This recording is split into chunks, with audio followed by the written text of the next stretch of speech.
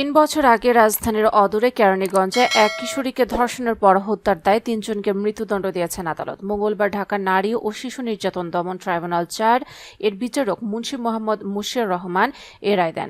ট্রাইব্যুনালের public prosecutor Ershadul Alam রায়ের বিষয়টি নিশ্চিত করেছেন। মৃত্যুদণ্ডপ্রাপ্তরা হলেন কেরানীগঞ্জের খোলামোড়া গ্রামের কামির উদ্দিনের ছেলে সজীব, ফরিদপুরের ভাঙ্গা উপজেলার কাখান্দা গ্রামের হাসমত আলীর ছেলে রাকিব, শরীয়তপুরের পালং থানার মুসলিম মাতব্বরের ছেলে শাওন ওরফে ভেলকা শাওন।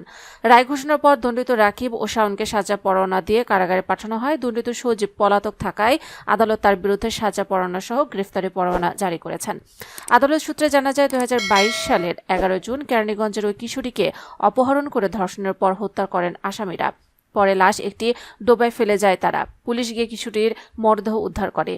এই মামলায় ২০২৩ সালে অভিযোগপত্র দেয় পুলিশ। পরের বছর আদালত আসামিদের বিরুদ্ধে অভিযোগ গঠন করেন। রাষ্ট্রপক্ষে ১৯ জন সাক্ষীকে আদালতে হাজির করা হয়।